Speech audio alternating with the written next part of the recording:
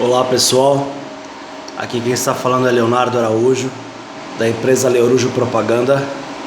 Eu estou fazendo uma série de vídeos, pessoal, sobre dúvidas que a gente procura na internet, dúvidas que a gente tem e a gente não acha as respostas. E isso me impulsionou, pessoal, a fazer vídeos que vão tirar essas dúvidas. Porque muitas das dúvidas que eu tive, eu procurei na internet, não achei. E acabei descobrindo na marra, pessoal, fazendo medições. Eu comecei aqui o meu sistema do zero, né? Comecei com um painel só. Comecei com duas baterias de 115 amperes só, né? E desde o início eu já estava com esse inversor. É um inversor de 3.000 watts e 6.000 watts pico da Optimus Prime. Muita gente fala desse inversor, não conhece, né?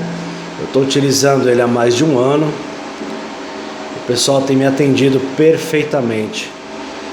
Eu trabalho aqui, ele sustenta toda a minha casa. Ligo micro-ondas, ligo fritadeira, ligo máquina de lavar, geladeira. Funciona 3 ventiladores ligados, ventiladores de teto, né? Tem 2 TVs ligadas em casa.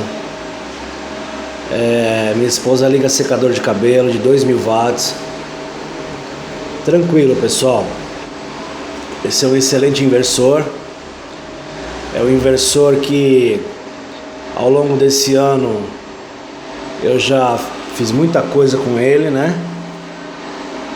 Como por exemplo, deixei ele cair de cima do banco da minha moto. Ali tá a minha moto, ó, que ele é bem pesado. Eu coloquei ele em cima do banco da minha moto e infelizmente ele escorregou e caiu no chão. E tá perfeito, pessoal, não deu nenhum problema, tá funcionando perfeitamente. Uma outra coisa também, pessoal, eu fui ligar aqui o cabo positivo aqui no polo do inversor e eu não percebi que ele estava ligado em cima. Quando eu liguei, ele deu um pipoco, pessoal, né? Se fosse outro inversor, tivesse uma qualidade inferior, ele poderia ter queimado. E esse meu não, ele está funcionando perfeitamente. Tem eu vi um vídeo aí do Eduardo Aquino falando sobre esse inversor, que ele consta que é onda senoidal pura, né? Tá aqui, ó, inversor onda senoidal pura.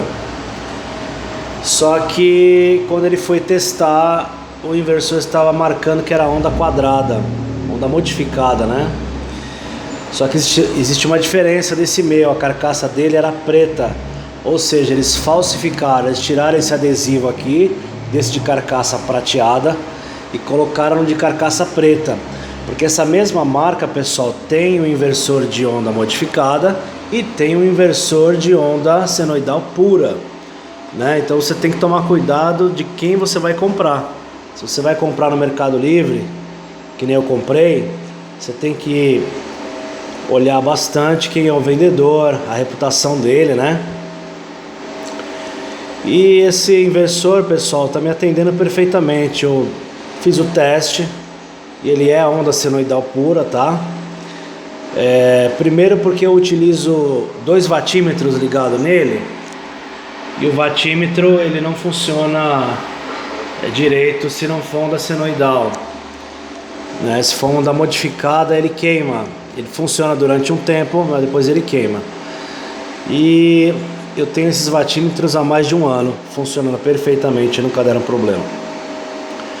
Eu fiz também um osciloscópio caseiro, né?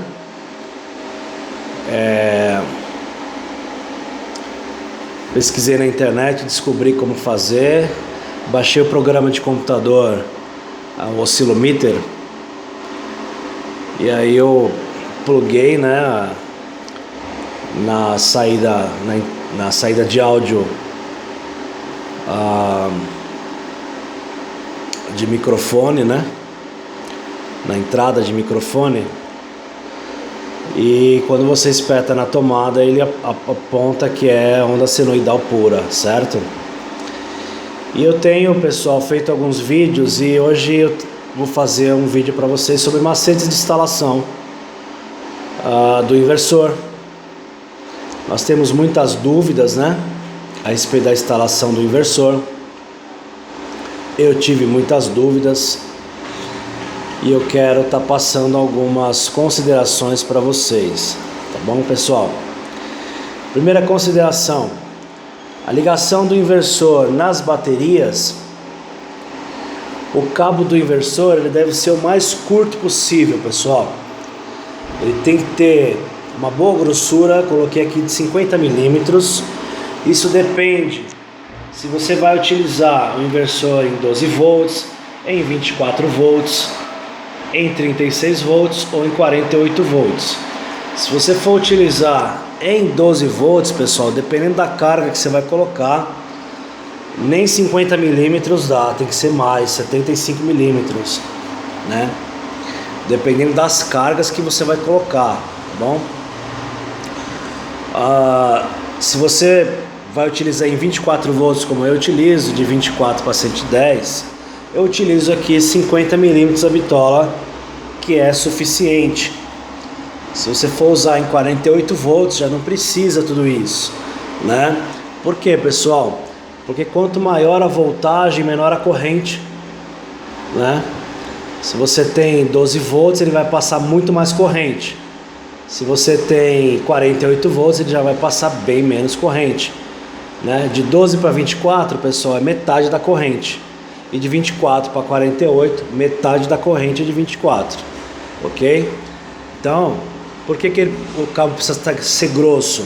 Ele precisa ser grosso para conseguir passar a corrente, né, que ele vai passar. Se ele não conseguir passar a corrente, então uma das coisas que vai acontecer com o teu inversor, ele não vai conseguir ligar a geladeira, por exemplo, né? Ele não vai conseguir ligar as coisas que puxam, né? Principalmente motores, né? A geladeira, ela dá o pico e ele não consegue ligar a geladeira, pessoal. Por quê? Porque o cabo ele é muito fino para a corrente que vai passar.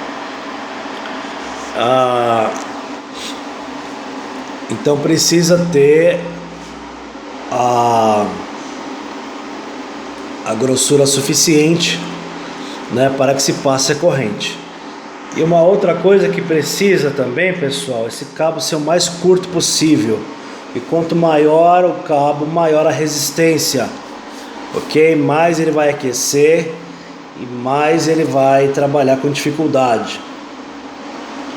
Então, pessoal, o cabo meu que ficou até um pouco maior, ele ficou da ligação do barramento das baterias até os megacapacitores. Aí dos megacapacitores eu liguei eles em paralelo, e esses cabos bem curtos. E do megacapacitor no inversor, pessoal, cabo bem curtinho, para que ele possa trabalhar aí sem nenhum problema, tá certo? Pessoal, eu recomendo vocês utilizarem também os megacapacitores. Esses megacapacitores eles servem para tirar o pico de energia dos motores. Por exemplo, quando a geladeira ela dá a partida, então ela consome aí 100 watts quando ela está ligada. Mas quando ela dá o pico, ela chega a dar 2000 watts de pico na partida, né? Então, se você tem os megacapacitores,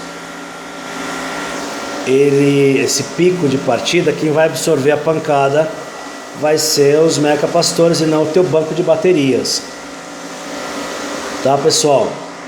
Eu não tive muito problema com geladeira, mas eu tive problemas com a máquina de lavar, com aspirador de pó.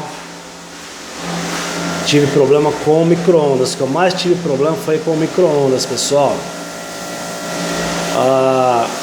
Quando eu não utilizava os megacapacitores e meu banco de baterias estava em 28 volts, que eu utilizo em 24 volts, né?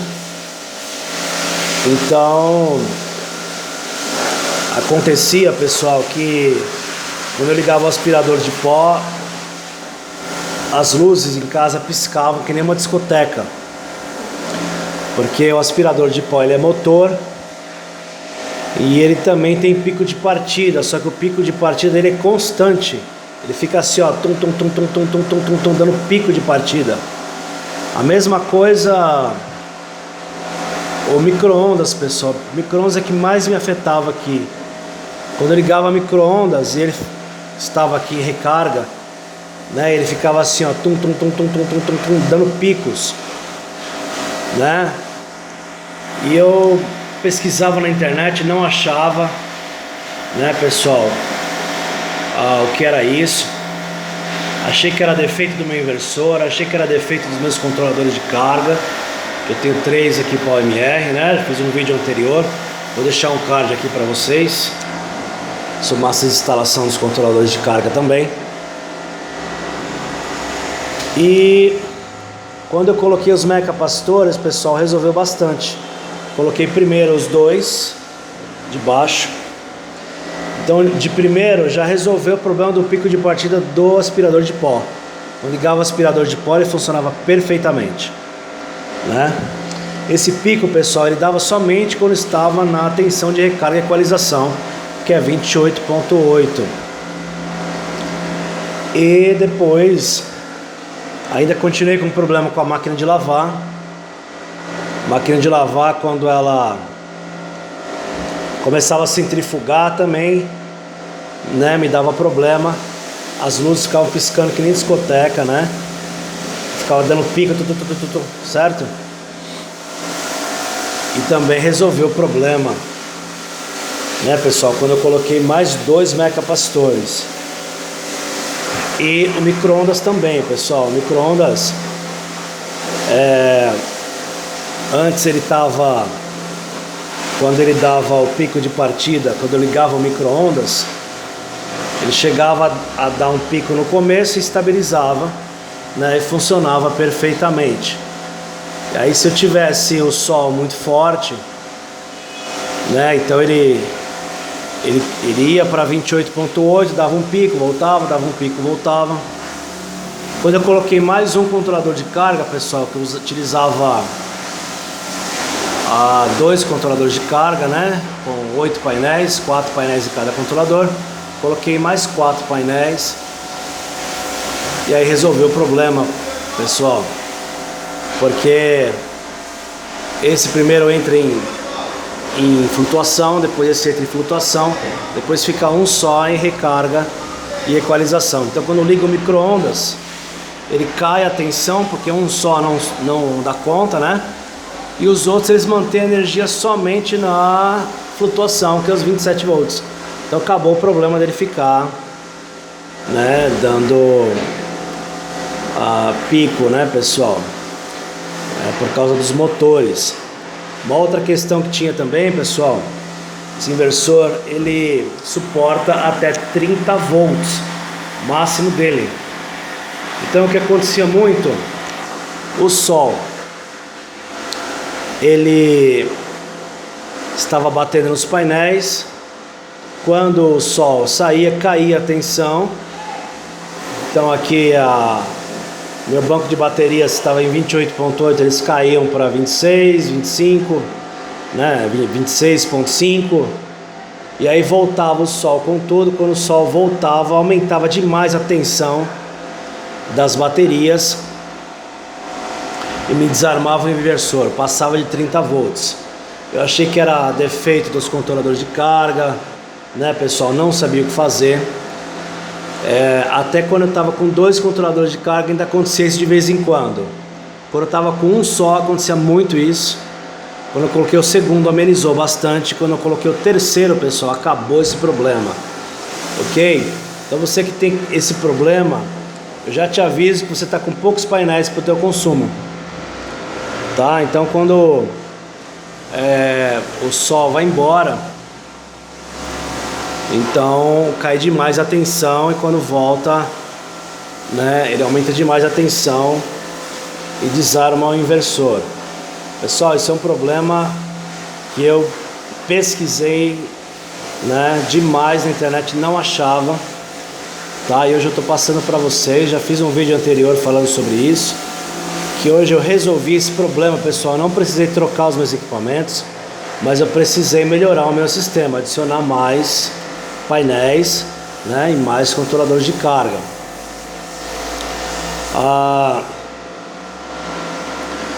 Então, pessoal, essa é a informação que eu queria passar para vocês, né, da questão das bitolas dos cabos, da tensão de pico, né, pico de partida e pico de tensão dos painéis que desarmam o inversor. Uma outra questão, pessoal, que é interessante falar é que na saída aqui das tomadas é interessante você fazer um aterramento funcional, pessoal. O aterramento funcional, ele serve para que esta fase do inversor vire neutro, ok? Ele vai funcionar muito melhor, pessoal. Porque o inversor, mesmo 110 volts, ele não tem uma fase e um neutro. Ele tem duas fases que vão perfazer aí os 110 volts. A mesma coisa o inversor de 220 volts, tá, pessoal? Ele não tem uma fase e um neutro, ele tem duas fases que perfazem 220 volts. Se você faz um aterramento funcional, pessoal, que ele vem aqui, ó, ele desce aqui, e vai ali para baixo, ó, tá vendo? Coloquei uma barra de aterramento ali, né? Então ele faz com que esta fase vire zero e esta aqui aumente a tensão, né? Se era metade, ela vai passar os 110 tranquilamente, pessoal. Mesma coisa 220 volts, né? Digamos que cada fase é 110. No inversor isso não é perfeito, uma fase é maior, outra menor, né? Mas se você fizer aqui o aterramento funcional, uma vai ficar zero e a outra vai manter a voltagem do teu inversor, tá, pessoal? Isso serve para tirar algumas harmônicas da tua rede, né? Alguns ruídos, e vai melhorar bastante, pessoal. Aqui eu coloquei cabos de 6 milímetros que vão para dentro da minha casa, certo? Só que não há necessidade, pessoal, de você colocar cabo de 6 milímetros. O cabo de 4 milímetros é o suficiente, ok? Por quê, pessoal? Se você colocar aqui 3.000 volts dividido por 110 volts, ele chega a passar 115 volts, meu inversor, né? Vai dar aí 26 amperes. Então 26 amperes, um cabo de 4 milímetros é suficiente. E nunca, pessoal, vai ficar essa amperagem, essa potência de 3.000 watts ficar contínua, né? Geralmente fica 500 watts, 300 watts. Aqui em casa no pico fica 700 watts direto, né? E quando liga um micro-ondas, por exemplo, aí vai, né, para 2.000 watts, né? Mas dificilmente ele passa dessa potência. Ou quando liga um secador de cabelo, por exemplo, que é 2.000 watts, aí vai, né, para 2.600, 2.700 watts, né, 2.800 watts. Já cheguei a medir aqui, ele funcionou perfeitamente. Esse inversor nunca entrou em proteção, tá, pessoal, por causa de pico. Eu nunca cheguei a dar o pico nele de 3.000 para testar também, nunca precisei. Tá bom, pessoal? Eu cheguei a colocar de 6 milímetros, que eu achei que deveria ficar mais folgado, né? Mas não há necessidade. Tá ok, pessoal? Então essas dicas que eu queria passar para vocês. Espero que vocês tenham gostado.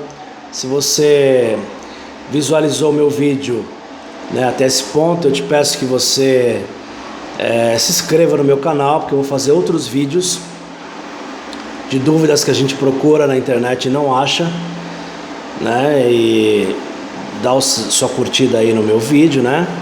Porque eu vou fazer outros vídeos também. Eu tenho certeza que vai tirar as dúvidas, né, que vocês tenham. O meu intuito, pessoal, é estar ajudando vocês. Tem muita gente que faz comentário, né? E fala, esse inversor não é bom, esse controlador de carga não é bom. Pessoal, para mim tem servido perfeitamente, pessoal, tem me atendido perfeitamente. É claro que se você tem aí 5 mil reais para pagar num bom inversor, legal. Esse inversor aqui na época, pessoal, eu paguei 2.600 reais, né? E aí, ó, tá me funcionando perfeitamente faz mais de um ano, nunca me deu problema, né? Tá bom, pessoal? Então espero que vocês tenham gostado do vídeo. Um abraço e fiquem com Deus.